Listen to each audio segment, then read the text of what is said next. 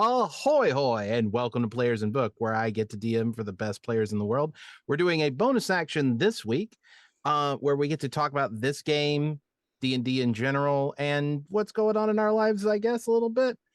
Uh, uh, Lauren, I believe you'd be next up in the introduction order. I guess it would be me. Hi, I'm Lauren Urban, she, her. You can find all the stuff I'm doing on my website, lauren-urban.com. Usually I'm playing Fairlos, the Tabaxi cleric, who is just trying to keep everybody alive. But today I'm here to talk about D&D and soccer. Because Oh, I, football. yeah, I have become one of those people who's become addicted to watching everybody be happy about soccer. And also, I guess I should talk about Idle Champions. Hi, welcome, Idle Champions people. Idle Champions, if you don't know, is a very fun game that you can play on pretty much everything. And if you are here from the Idle Champions community, welcome. Jen and I both have characters in that game that you can play right now. And if you get the code that's somewhere on the screen, or if you type !code in the chat, you can get an Electrum chest, which will get you loot for a whole bunch of characters. And I have just been given the chest code, which is you go chow hesp. So go get yourself some chow. Hesp. Go Chow Hesp. Hello, I am Jen Kretschmer. You can find me on the interwebs as dreamwisp.bisky.social, dreamwisp or dreamwisp Jen, depending on which platform you are on. Normally I play Rivulet, and yeah, that's that.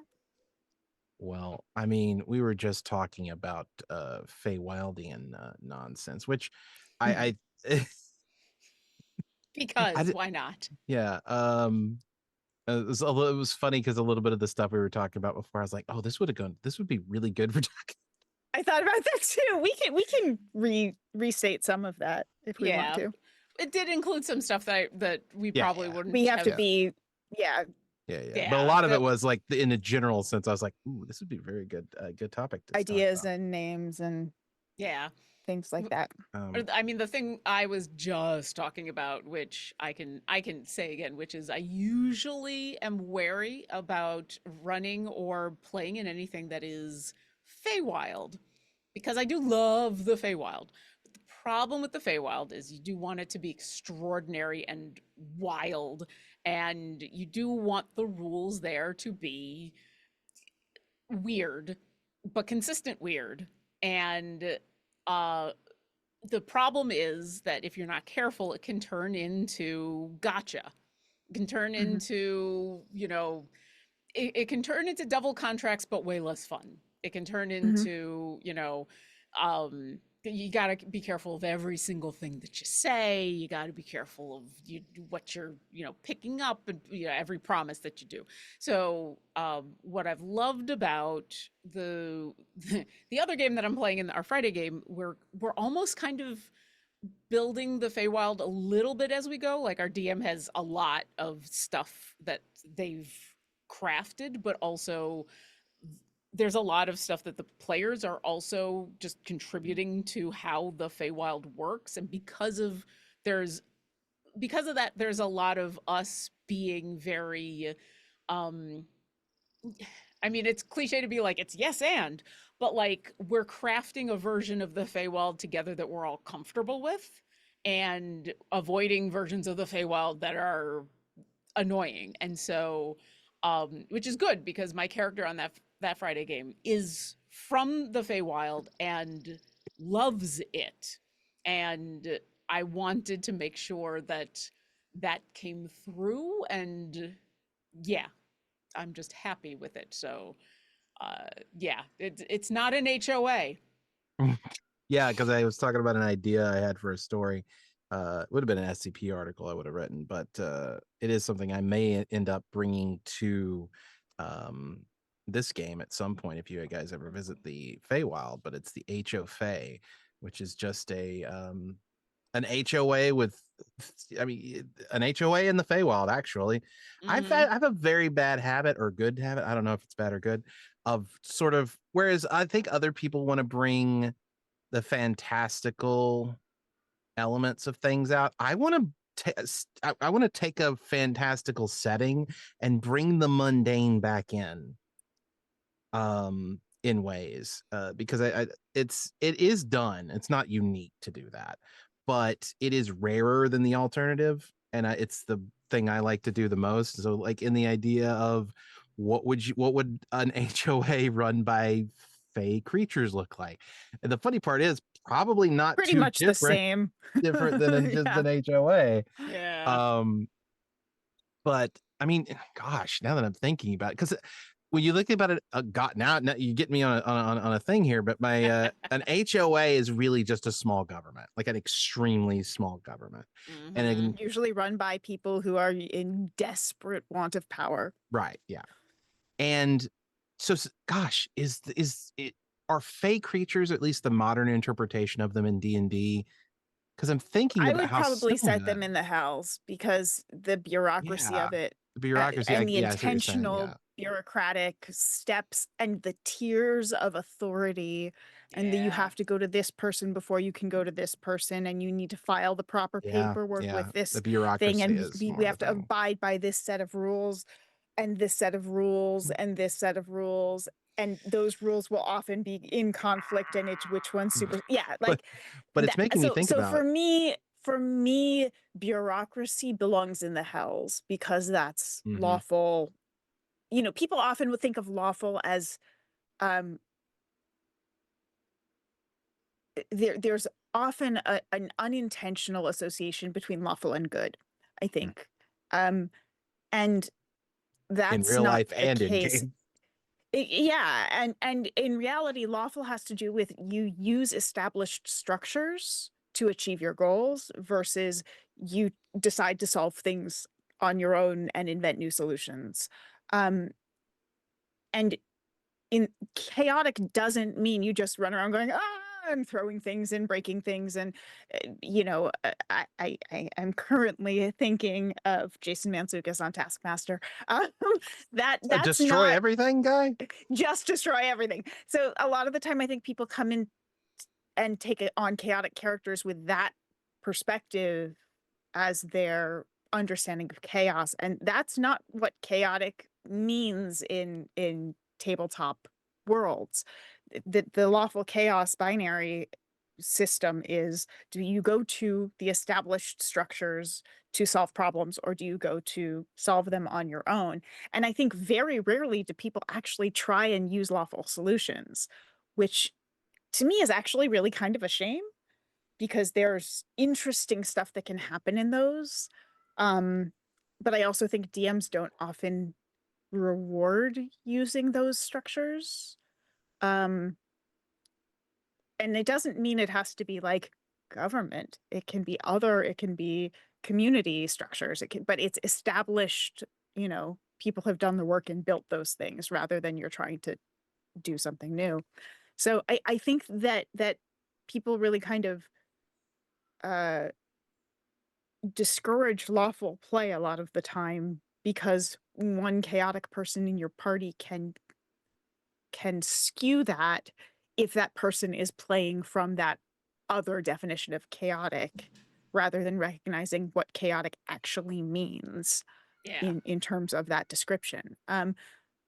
I'm getting away from what I was saying, but ultimately that's the hells versus, it's devils versus demons, and it's also the hells versus the Feywild in terms of what kind of structures are in place. There is law in the Feywild, but uh, it leans much more toward chaos and free reigning things, but More like there's personal logic to law. it.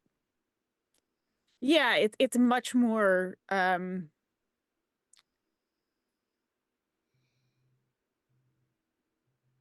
I mean, it's I think a lot of fey creatures that are considered chaotic could very well just straight up be lawful, though, because they do follow a strict set of rules and laws.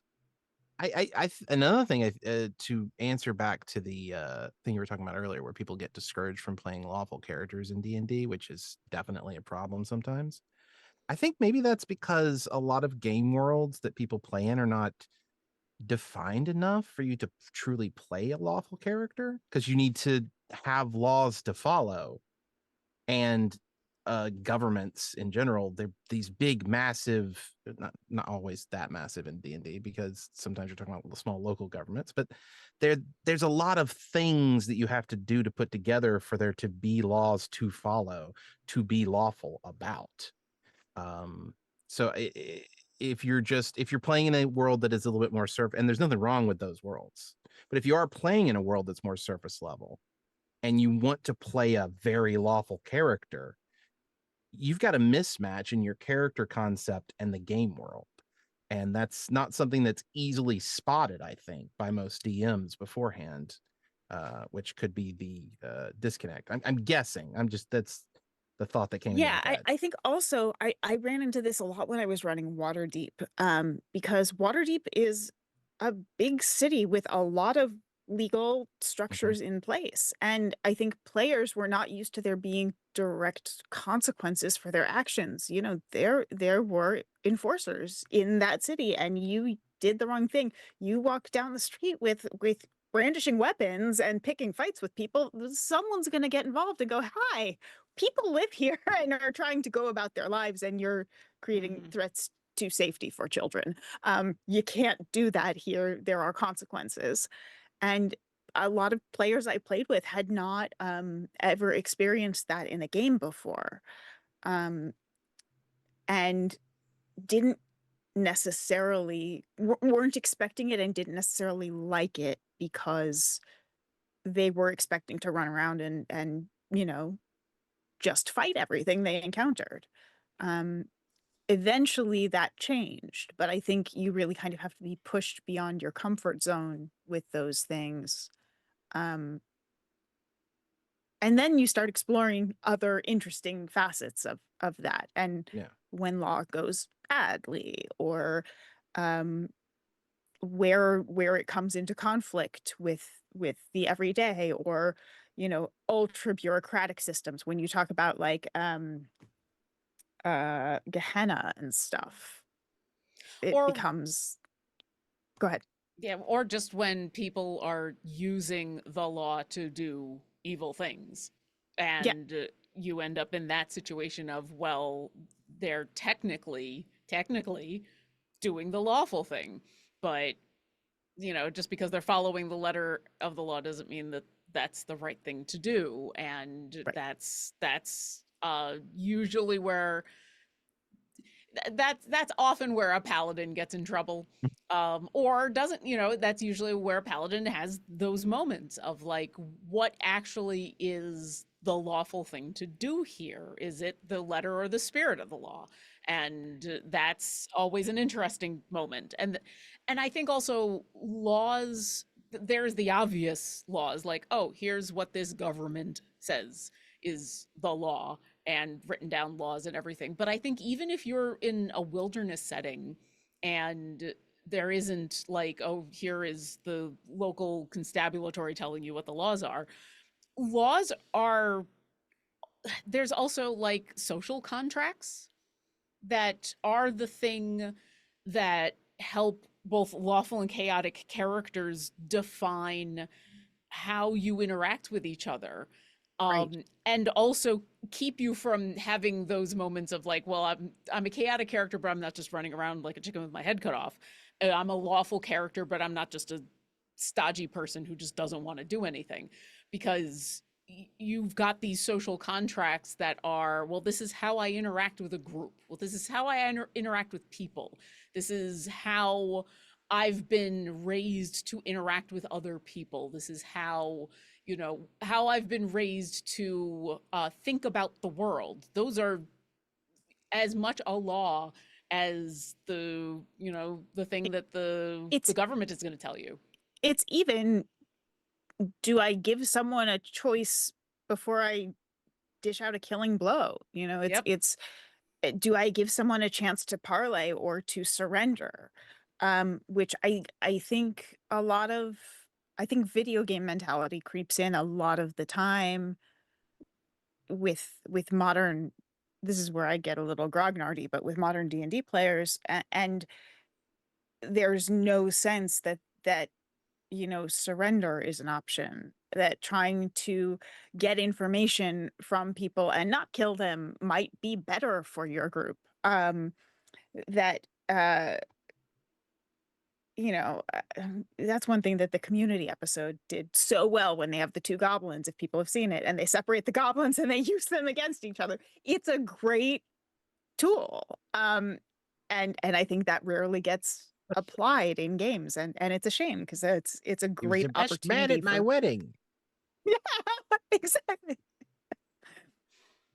I Um, no, you go ahead. I no, it's okay. It's just God,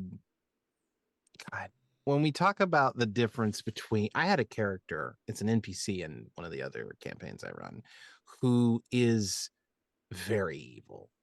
But they always follow the law. So like if a person has legal protections, then they're good.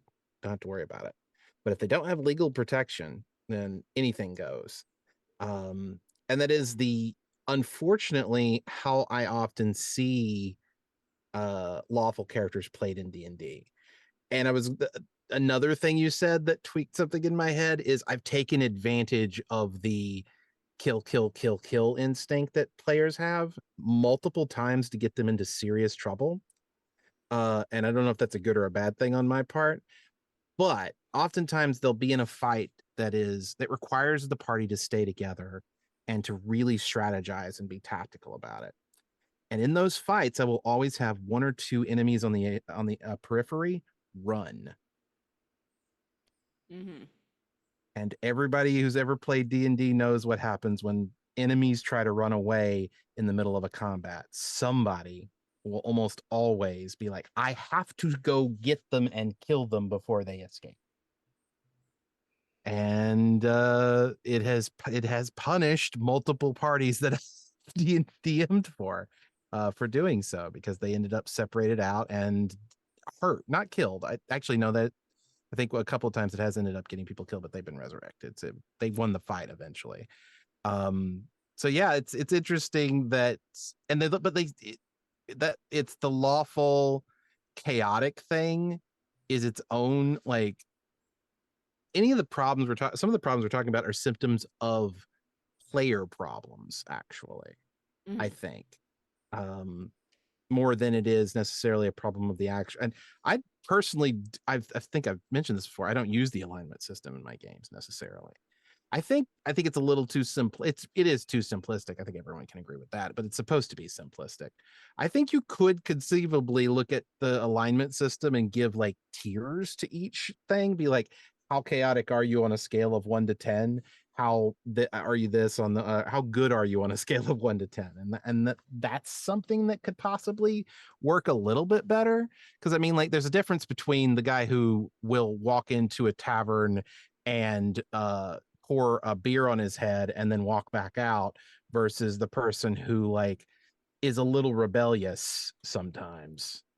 They're both chaotic, but one is certainly more chaotic than the other. And situation is always important, right? Like Right.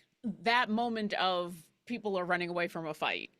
The question should always become in the player's mind of the, oh, we gotta chase them. Why? Mhm. Unless there's a reason, unless there is a reason that we need to stop them, why? And if there's a reason, well, we need to stop them because they're going to sound the alarm and now more guards are going to come. Well, we need to stop them because that's the guy we need information from. If there isn't a why, if it's just, well, because he's a bag of XP, then no.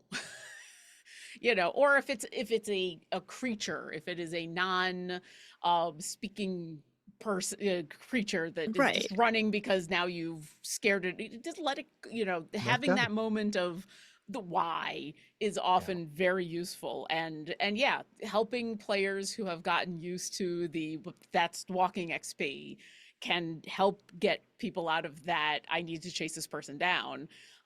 Because yeah, you want to have that moment of unless there is an in-game story reason to have that chase happen, because then those can be the exciting moments. Then you can kind of Right.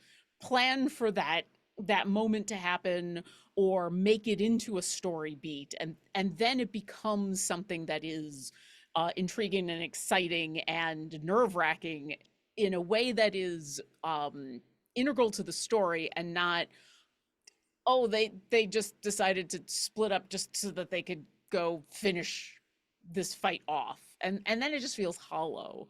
So yeah, it's definitely when people start to run, having that moment to be able to say why, let them run. Yeah, it's Yeah. important. But yeah, definitely I've DM'd for players who had the earlier mindset, or who had played with other DMs, and where that was the only time that they got XP was Yeah. through slaying enemies, and the giving the um giving the talk beforehand of like, hey, you're going to get XP whether by defeating, and defeating also means if they run away. You're also going to get XP for the role playing. You're going to XP for other things. Only helps so much until they actually experience it the first time sometimes. Yeah. And then sometimes they Milestone just need that helps a first. lot on that It front. does. Yeah, but I 'Cause found that it's not. sometimes, yeah, it does help, but like It's not just the some XP though; it's the loot. You don't get the their stuff if loot. they're alive. True, but like sometimes it's, if It's still it was silly, really, but yeah, but like I for a very long time I was, especially once we transitioned into 5th edition from 4th, but even players who'd been in like 3.5 and that, getting to the end of the session and giving out XP, and talking about specifically like, oh yeah, this battle, even though you got XP for this and this. Well, we didn't kill that guy. Well, yeah, but he ran away. You defeated him, so you get XP for that. You got this, you got that. So like putting the proof where the pudding was the way to get them out of that mindset. Was the way to help, like, because Yeah. some players just needed that moment of like, oh no, okay, all right, I've got options. I Yeah. don't have to worry about it. There are times I really miss having the XP reward lever. Um, because it used to be someone is really leaning into their role playing, you can give them XP. Like you could say, Mm-hmm. hey, take 25 XP for that. That was an awesome set of decisions where really leaned into what your character would do in that situation rather than going with the logical choice. And it built up the narrative, or hey, you did an interesting thing here, or hey, you did something that was really fun and enhanced the game for everybody. And you could really help encourage players to lean in on things and help kind of steer your game using XP as a lever and a tool to do that. And I think having moved away from that as a whole, um it is kind of a shame to not have that the same way. There are still ways to do similar things with giving treasure rewards to individual characters or certain Or like heroic inspiration and gifts, things like that. heroic inspiration. Yeah. Um, but yeah, there are, to go back to alignment, I am, I am one of the few, like, defenders of alignment. I feel like for a player character, it's a great touchstone to have. Um, Not as a proscriptive, but as a descriptive tool. But when you get stuck on making a decision to go back and go, okay, well, what are the elements of this kind of alignment? And Easy Damus has a great website that breaks down every alignment and kind of what the components of that are, and gives you lots of examples of those kinds of characters and how those kinds of characters react in certain scenarios. And I've always found it to be such a useful tool, but also think it's just rarely well explained to people, because I think Mm. people bring their own definitions of good and evil and these are worlds that have very clear definitions. There aren't many gray areas. Things are at least, I mean, especially if you're talking about something like Dragonlance, where it is Yeah. very much a hard line binary of this is good, this is evil. There's really nothing in the middle. Um, so I think, you know, and ultimately, I really think people don't communicate that good is altruistic generally, and evil is narcissistic and selfish. Those are that when you really break things down, that's almost always what it comes down to. So when you operate from those parameters, I think alignment becomes a much clearer, much more useful role-playing tool. And I do like it. And it gets so much hate, and it makes me sad because I really think there's value. I think where it's gotten a well-deserved terrible reputation is when it gets assigned to entire groups of creatures or Yeah. NPCs.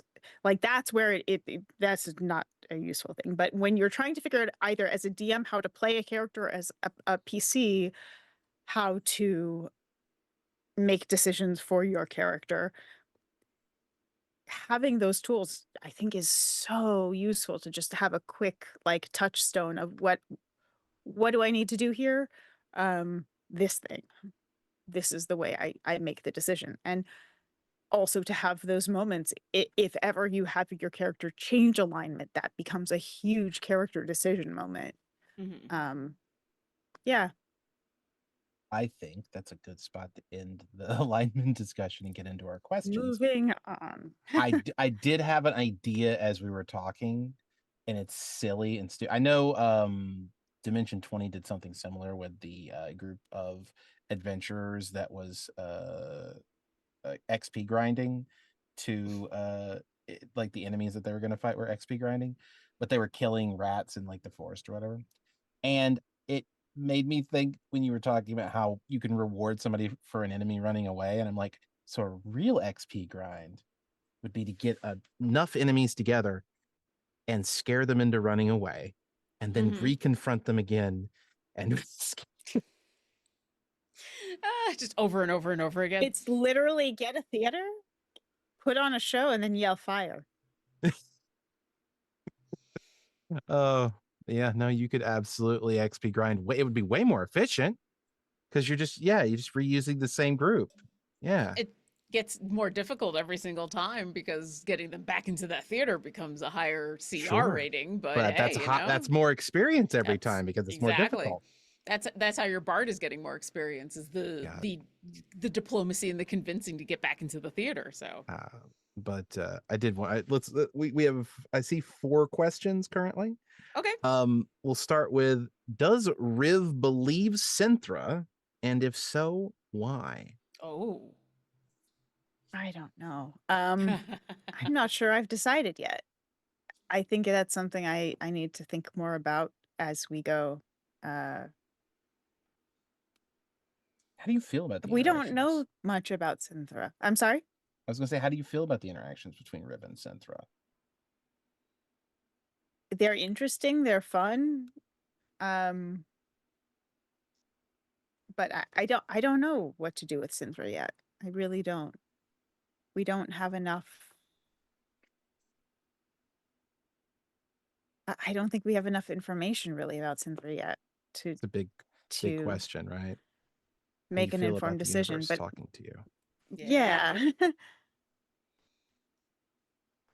But Riv loves mysteries and getting, pursuing those kinds of questions. So uh having having that happen certainly is an intriguing piece for her.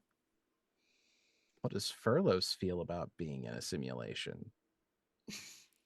I don't know if Fairlos really uh, truly understands what being in a simulation is. Um, and I think the closest she's gotten has been the idea of like, well, does it matter if the consequences are real?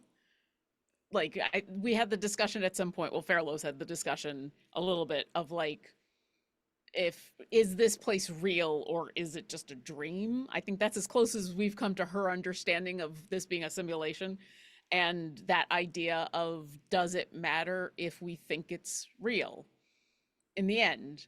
And if it's not real, once again, does it matter because we think it's real? So we might as well just enjoy it and treat it like it's real, because there's nothing I can do other than live my life and go forward. So I think, yeah, I don't think she really understands what a simulation is. And then I think if she's ever in a position in where she finally kind of gets it explained to her or finally understands it, I think she'd still feel the same way. This is the reality that I'm in, and this is the truth of my existence at this moment, and I need to treat it like the truth of my existence at this moment. And until I can move to a different place, whether that's out of here to a different part of the universe or whatever, I'm going to deal with what I can deal with. She is a very practical person, and yeah, it's Riv is the one who is thinking the big thoughts, and it also is keeping her from the existential quandaries, I think, that a lot of I think Lauren might be going through. But yeah, Fairlos is definitely just very much, it is what it is. I'm gonna deal with it until I can change it. Very similar to my own personal approach to that kind of a question. When before Westworld made it into a meme, which, by the way, season 1 of Westworld is one of the best seasons of television. It's a Good. very good season of television. So Very good. Regardless of what comes after you, and you can just watch the first season, you're fine. Yeah. Yeah. It's a self-contained story. Yep. But before Westworld made it into a meme, I used to legitimately answer that sort of philosophical question with, if you can't tell, does it matter? Yep. Right. I mean, it's literally that's always been my personal take on that. It's like, what does it matter if I can't tell the difference? But did anyone else? So those questions were both from Fuelish. This one's from Cassian335. Did anyone else need to watch last week's episode twice before fully processing the word step? Now, I'm not sure. This is about Sargaroth saying to Tallulah, "I'm your stepfather." Yeah. I'm sure. Okay. Oh, Which means, which the whole implication is that means he's married to her mother. Yeah. So there's a lot of layers there. I'm because he made the joke of, don't think of me as the stepdad. Right. I'm the dad that stepped up. I'm the dad that stepped up. I'm the dad that stepped up. Except he didn't. Which He is didn't at all. No, he's like that's gonna be the response. And he has the emotional age of a teenager. Like he's got the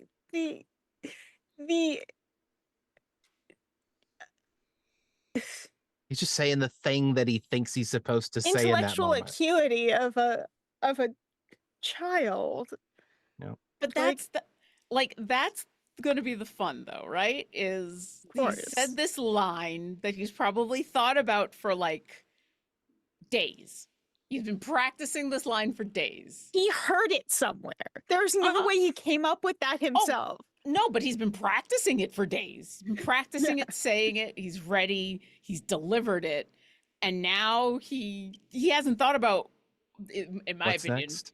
He hasn't thought about the he's probably in his imagination seen the tearful, oh, you're my dad, and like he's fantasized about what happens next, and the reality of the situation is going to be completely different.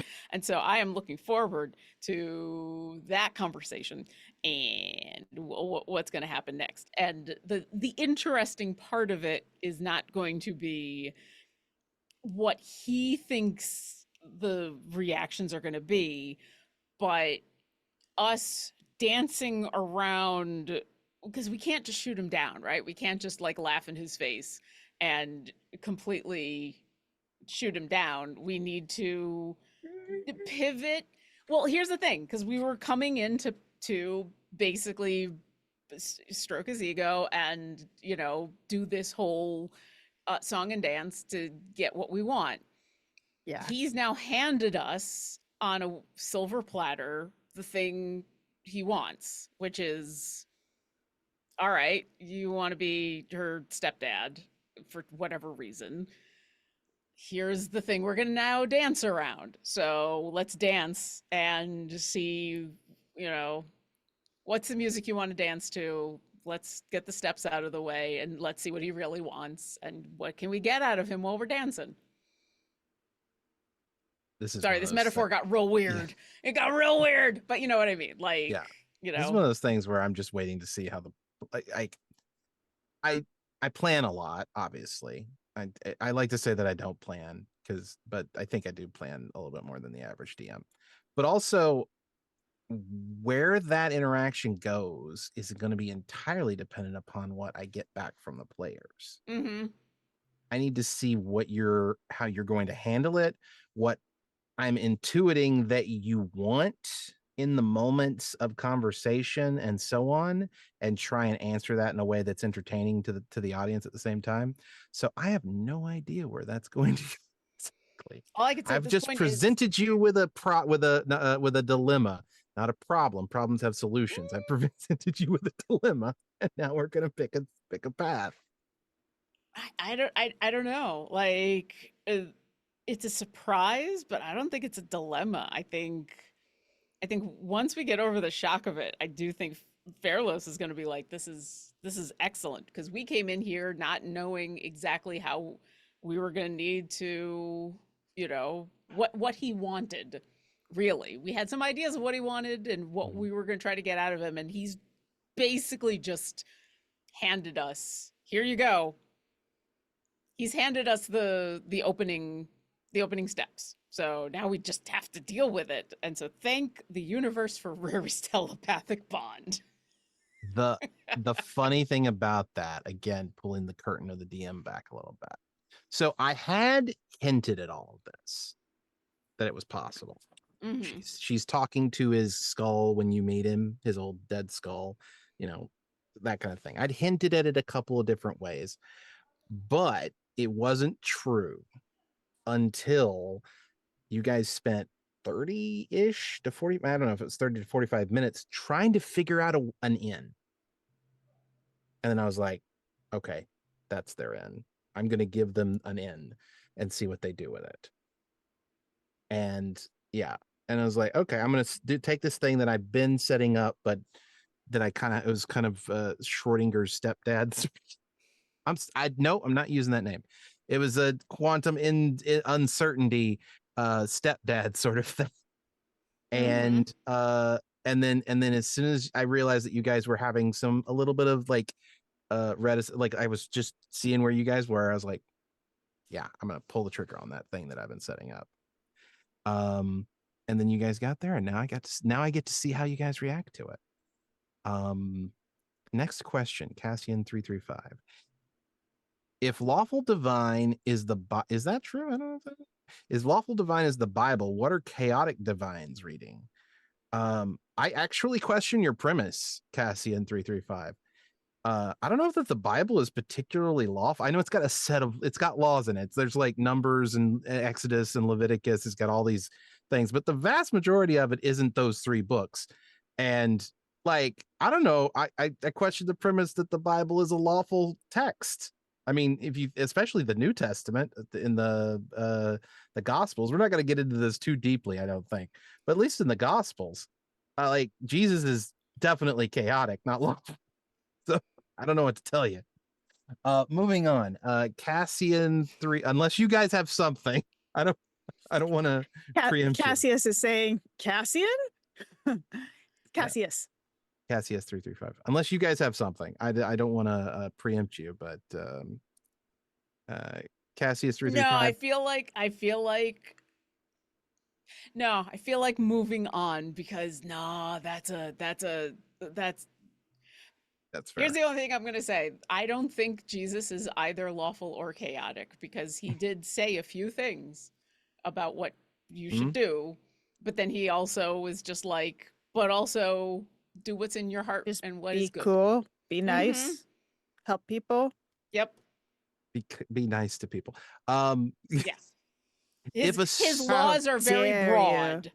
yeah, if I'm a student at the academy, how much XP do I get just from actually doing my schoolwork?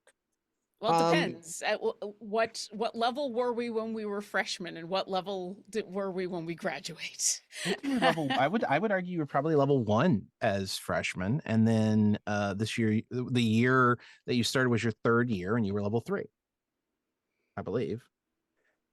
So roughly that much experience.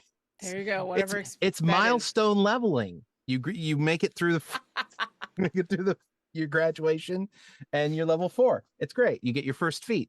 Uh, Here's speaking your of, diploma. Here's your feet. here's your feat. Mhm. Uh, Congratulations. for an adventuring academy, that is very on point. Uh, Yeah. Lurking Rider, the Lurking Rider asks, speaking of XP, how granular is the GM side of this setting? Sim, are you potentially leveling up the reoccurring NPCs for how they get through encounters with the players? That depends on the source of power for the NPC and how much involved they are. It's very easy to take a cleric or a warlock who gets their source of power from some external source and raise them up to the level of the players as the players continue through.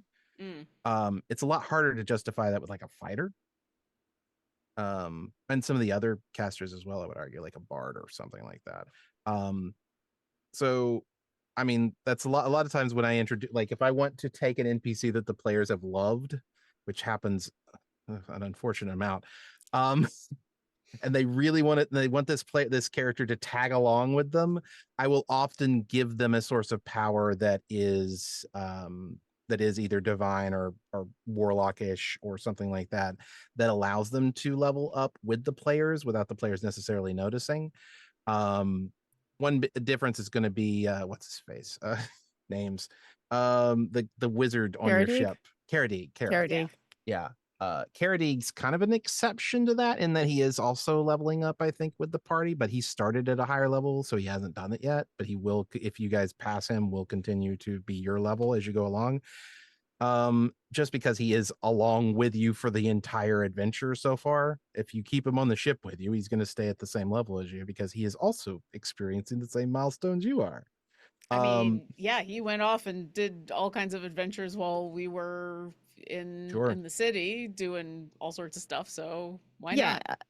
I mean, and I'll just throw in from a purely mechanical and DM theory perspective, there are great guidelines about this in I think in the DMG, the new DMG, about rival parties, like rival NPCs and parallel track uh enemies and things, and where when and how to level them up and keep them, you know, on par with your players if that's something you want to run in your game, which is always fun to have a few that are, you know, completely keeping your players on their toes.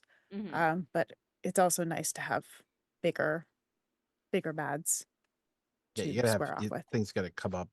Yeah, you don't want to constantly be bringing back in the same enemies over and over again and be like, "Haha, I escaped and now I'm back," and that's fun. Not that you don't want to not do that either. I'm not saying that's bad. You you don't want to keep doing it for 20 levels. That's not gonna. That's not a good way to. So like in the I always talk about other campaigns, but one of the other campaigns I'm running, they just killed a recurring bad guy. He's constantly teleported out. He's constantly escaped from them like 2 or 3 times. But they finally confronted him in a way he was not easily able to escape from, and they murdered him. Uh, and that was the end of the guy. Um, and They came that prepared. they came prepared finally. Um, and so yeah, But I they're think also Go ahead. Oh, go ahead. No, sorry. No, I didn't have much on that. What were you about to say? Oh, I was gonna say, I think Matt Colville has some really good stuff to say about this when he talks about Red Hand of Doom and how he introduces the big bad very early in the campaign in a way that the PCs can't interact with them, and really gets to see a big bad in full power being scary. I think I'll always talk about 10 Candles and how 10 Candles has great systems for things. 10 Candles has the bad, badder, baddest system for villains that you encounter. That there should be baddies you meet, then badder baddies that you meet who are of a higher echelon in whatever structure of baddies you're dealing with, and then you have a baddest baddie that you're going to be your end game. Which 10 Candles, you're not going to defeat that because that's the fundamental premise of the game. But even in a game where you can defeat that, it's nice to be always thinking ahead of who are these people working for, why are they doing what they're doing, and who's in charge of that. Who's running the thing that they think they're in charge of, because you're never at the top of the food chain. There's always someone above you, especially in a system that has deities and things. There's always someone above you, and figuring out if you ever get stuck on your baddie ladder, just thinking about who's the next rung up will give you someone you can start plugging in as well. I can't remember what television show it was, but it was a cartoon, and one of the villains it's those things where like the villain allies with the heroes, and they freeze in place in power, and the hero keeps getting more and more powerful because they're fighting more and more difficult enemies. And the enemy was like, the ally was like, I need to start fighting the hero again, because everyone who fights the hero is like at the hero's level. I need to get back to being the bad guy. I'm gonna just call out Cassius. Just put a question in chat saying showing off a new a new big bad evil guy feels like a great. Meanwhile, one shot with different PCs. Yes, it's also a great in the 4th edition DMG2, which if you're a DM, you should pick up that book. It's one of the best books out there about how to DM. That book talks about doing flashbacks, vignettes, and there's one more that I'm blanking on. But yeah, to set up a one shot to show if you can create characters, you don't care if they live or die long term. Have your players play those characters and have the big bad come in and do what they do. It lets your players sort of have a sense of what the big bad can do or used to be able to do.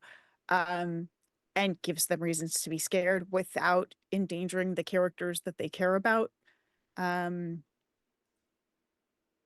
or that are integral to the story, or putting the big bad at any real risk. Yeah, that's just always a really great tool. But also that book is full of so Yeah. many good things to What Jen is use. suggesting is a really, really good idea.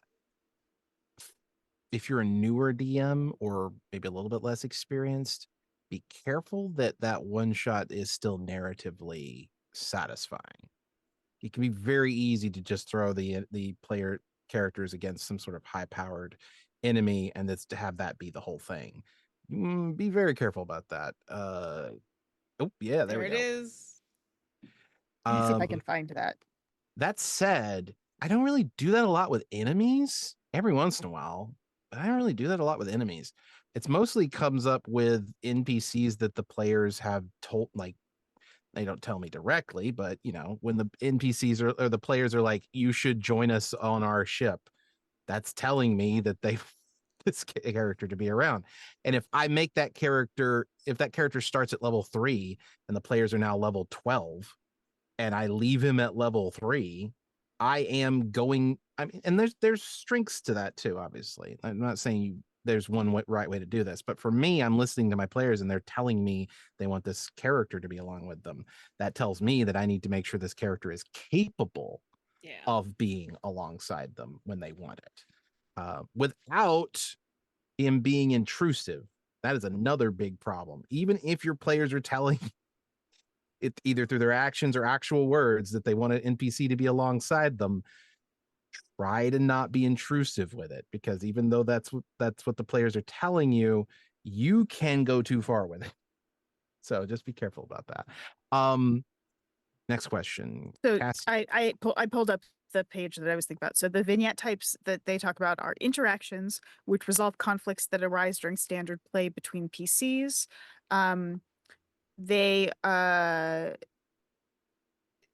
you can do flashbacks, dream sequences, transitions, which acknowledge the progression of time between sessions, and third-person teasers, which is using player-controlled NPCs foreshadowing events for their own PCs. And then it goes into the stages of the vignettes. So it's really fun. It's a really great. This whole book is so good. I wish a lot of this would get repackaged for 5.5 because it's just this book is gold. If you're a DM and want actionable DM advice and tools and strategies and techniques, and yeah, pick this one up. You will not regret this book. Next 3 questions I think can be answered fairly simply and easily. If you guys want to chime in, absolutely do so. Has the ship leveled up? I mean, they've improved the ship multiple Yeah. times. That's from the Lurking Rider. Fuelish. What will Sargaroth do if he discovers that it's all a sim? And you spelled sim CIM, which I appreciate. He's not gonna understand what the fuck that means. Yeah. He- and then finally, Cassius335.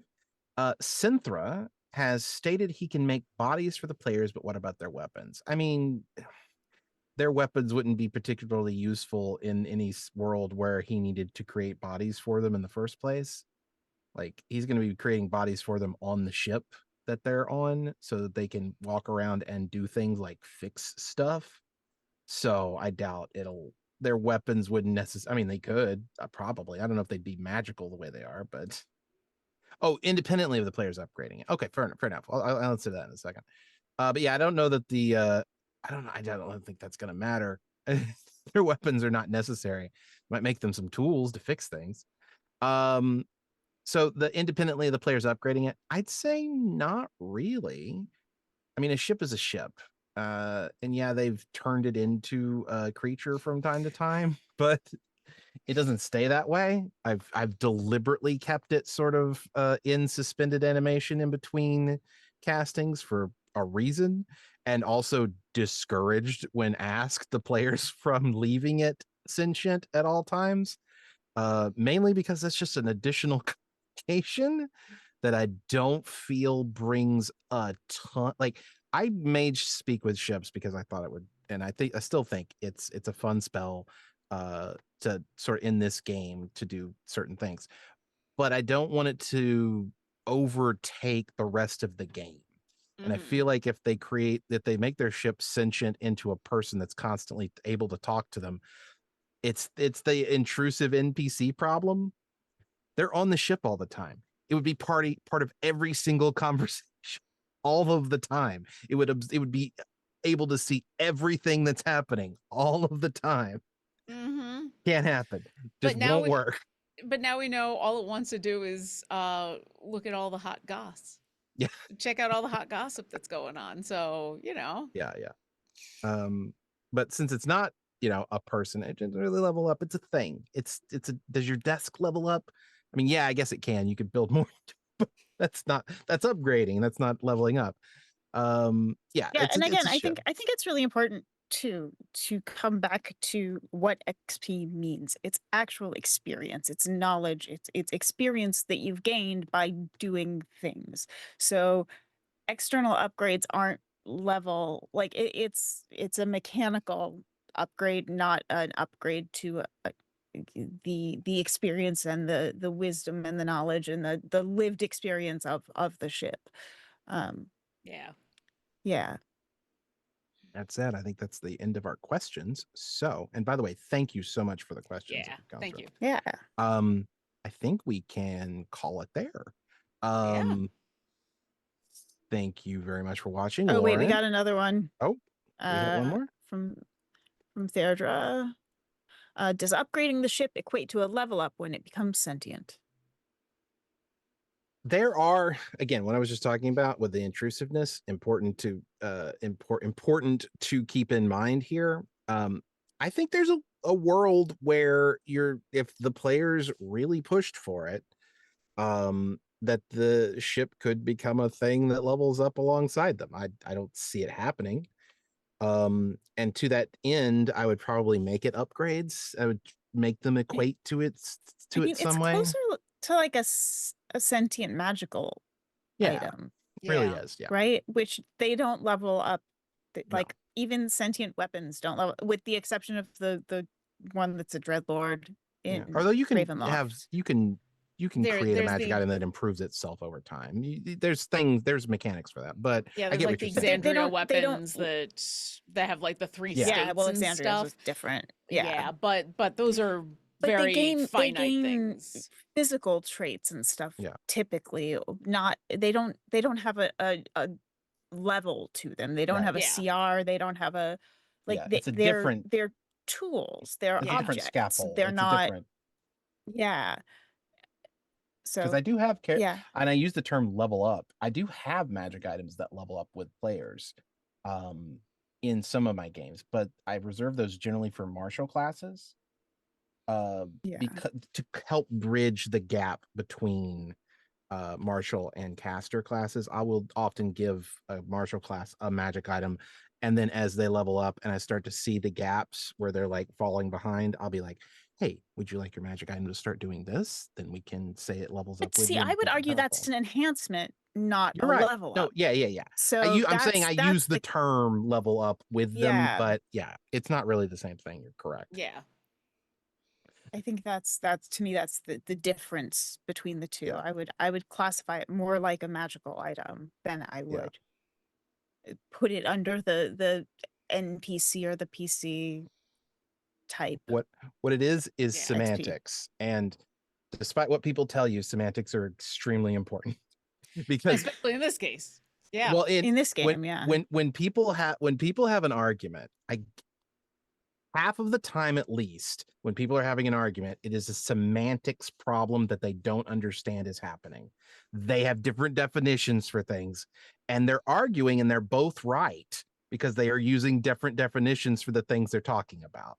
Yeah. Semantics is extremely important. When someone says it's just semantics, and debate. Semantics is very important. When someone says it's just semantics, it's like some sort of, they think that they've got you. And I'm like, no, I'm sorry, that's a pet problem of mine. Anyway, I think we were good to round. Lauren?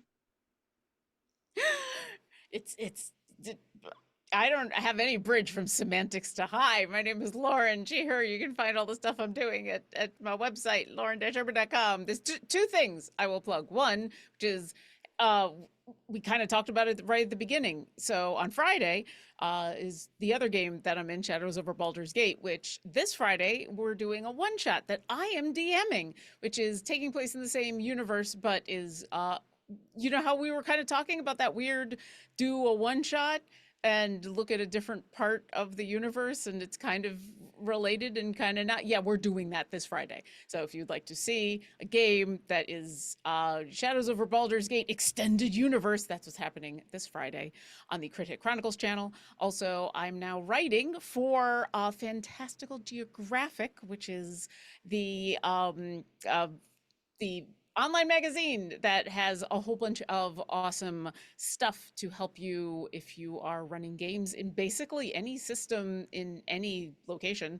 Although the one that just came out for this month is set in Baldur's Gate. So if you are looking for stuff for your Faerunian game, you can go look in there. There's all kinds of fun stuff. And I am writing the Realm Report, because why not learn about all kinds of ridiculous things happening in the sewers? So take a look for that. And that's all for me. I am Jen Kretschmer. You can find me on the interwebs as dreamwisp.bisky.social, dreamwisp on Instagram, and dreamwispjen on here and other places. keep your eyes on socials tomorrow about a thing, because a thing is happening, but I don't know that I'm allowed to say what the thing is yet, so I'm not saying what the thing is, but it's tomorrow. And also, Lauren and I both have something that we should talk about, which is on Tuesday. Tuesday? Oh yeah, the Forgotten Kickstarter. Odysseys is a Yeah. Kickstarter that we both have gotten to dig into quite a bit with Adam Bradford. It's super cool. If you're a fan Yeah. of Greek mythology, of the Odyssey, Adam created something very, very cool for Mark Berg, that is just I'm a huge mythology nerd, and genuinely, like, I geeked out at how deep into mythology Adam went. It's really, really, really neat. And so you're coming home from the Trojan War, and you're going on all of the kinds of adventures that you read about in the Odyssey. It's a Nostos for anyone who's a nerd like me. And the Kickstarter goes live on Tuesday morning. So check it out. It's coming through Broken Door, but it's called Forgotten Odysseys, and it's really, really, really cool. So please check it out, and support people making cool, exciting art, because we Yeah, love the that. art in it is also amazing. So good. So good. Yeah, Adam like drew everything and wrote everything, and it's a He was labor like, of "This is my beautiful love. casual hobby project," and then made this 100 pages unbelievably. later, it's like, okay, Yeah. all right, Adam, all right, you're awesome. Sure, sure. But yes, definitely go check it out. I cannot wait to run a game of it. I'm so excited. I cannot wait to run and or play in a game, probably that Lauren runs. I am Jeremiah Sumerian. For those of you who followed me on or followed me here from the SCP Wiki, I wrote a story recently called The Outfit and the Irishman, which is about zombie Dino Banyan. And that's as much as I will say. In Gangland, Chicago, from 1920s. And I think it's pretty good. Pretty good. Pretty good. Awesome. But other than that, yeah, I think that's it. Try not to die. Yeah. Oh, next week. Okay, so we were gonna do a bonus action next week. I still need to check in with the rest of the cast to make sure, but we're probably gonna switch this week and next week and do a regular episode next week if everyone is still available. So watch out on Let's not our. promise before we look at That's what I'm calendars and saying. talk about it. So That's Yeah. exactly what I'm saying. That's Keep exactly an what eye I'm on our thinking. socials. Keep an eye on our socials, and we will let you know exactly what our scheduling is going to be. We have to check in with the rest of the cast to make sure. But we will definitely have something up next week, and we will see you then. Peace.